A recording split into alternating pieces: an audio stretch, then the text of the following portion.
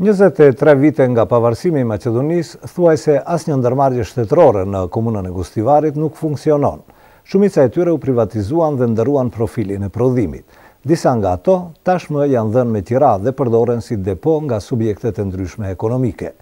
Ky realitet ka bërë që Gostivari të mos ketë asnjë sipërmarrje të madhe prodhuese.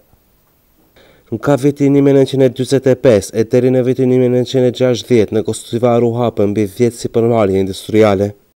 Me ardhjen e sistemit demokratik, të gjitha këto ndërmarrje kanë kaluar fazën e falimentimit. Tani 24 vite pas ardhjes së sistemit demokratik, në territorin e komunës së Gostivarit nuk evidentohet asnjë firmë e madhe ashtu quajtur makro.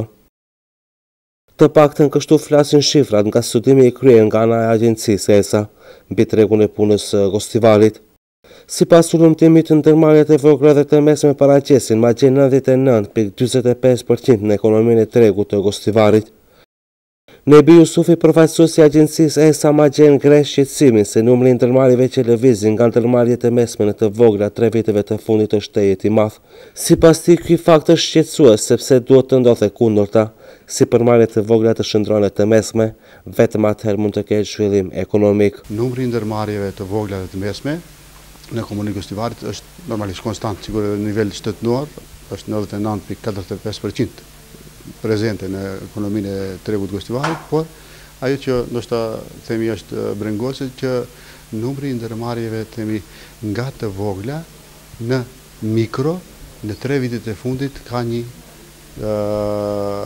rritje, do thotë janë rrit ndërmarrjet mikro 54%, 54.35% të këtyre ndërmarrjeve nga ato të vogla kanë shkuar në mikro, që është një element për analizë, duhet ndodhe kundërta, duhet shkojnë nga mikro të vogla në të mesme.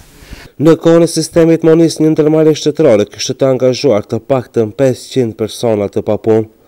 Kështu fabrika për prodhimin e tekstilit dhe veshjeve Dekon ishte ndërmarrja e parë e madhe e hapur në Gostivar pas luftës.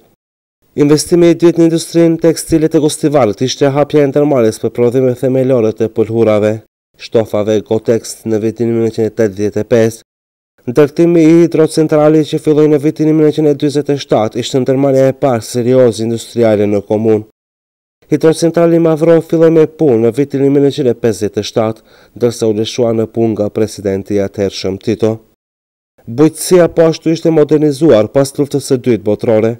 Në vitin 1961 qenë instaluar 3 furra të mëdha në Zhitoshar, fabrikë për përpunimin e grurit dhe prodhuesi miellit dhe bukës. Reformimi i kultivimit të kafshëve ishte shkaku kryesor për hapjen e thertores industriale Gorni Pollok në vitin 1960. Fabrika për prodhimin e tullave është ndër fabrikat e vetme që edhe pas procesit të privatizimit me disa pauza ndërkohë vazhdoi së funksionuari. Fabrika e qelqit dhe qumshtoria në Predok po ashtu patën fatin e njëjtë si shumë fabrikat e tjera.